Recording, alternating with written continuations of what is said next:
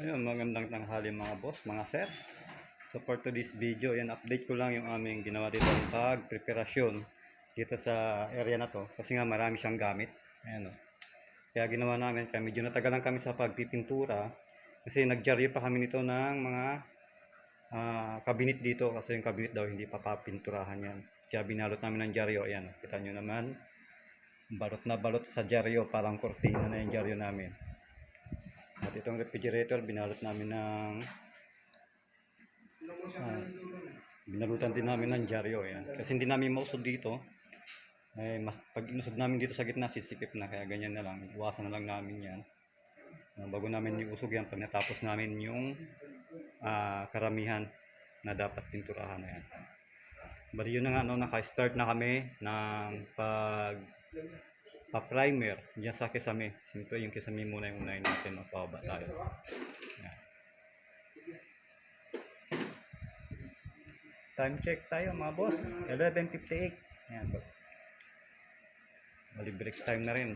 Kaya ako nag-video para ma-update ko lang yung aming mga ginawa dito sa isang kwarto na to. Totally nakatapos na kami ng isang kwarto rito, ito, isang area. Ayan. Natapos na namin yung area na to, kaya ang kulang na lang dito ipintuan itong cabinet. Ayan, nandun pa, pinipinturahan pa natin o pinapatuyo natin yung pintura.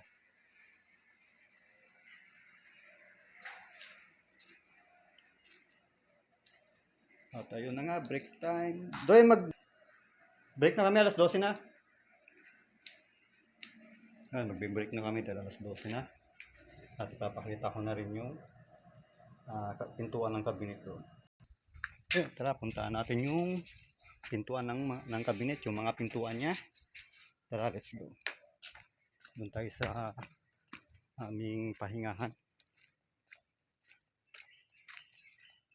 Yun, ang init na. Grabe init ng panahon. Ang tindi ng sikat ng araw. Ayan, no? At ito na nga, no?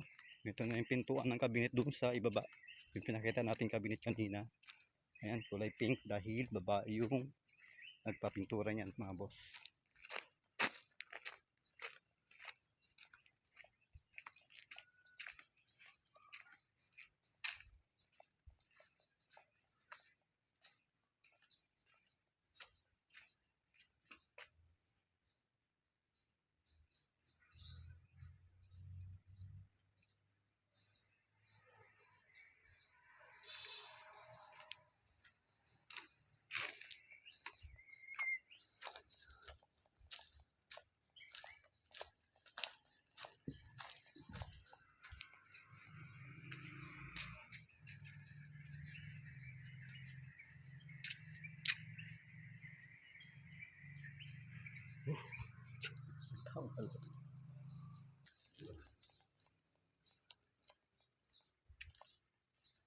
Dito kami sa compound ng aming pinagtatrabawan. Hindi ko nasabihin kung saan kami banda kasi para masilan ata yung may-ari nito.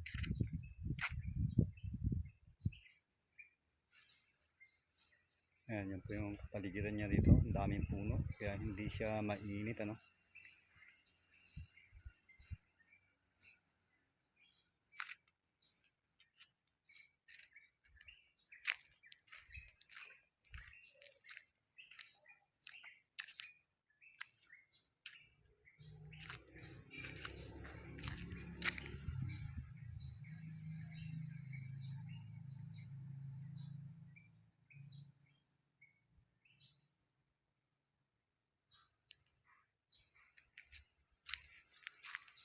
Ayan, shout out sa mga nakakapanood ng video ito. At siyempre kay Malakas Sayen, ayan, isa sa ating kaibigan na nanonood din sa ating vlog.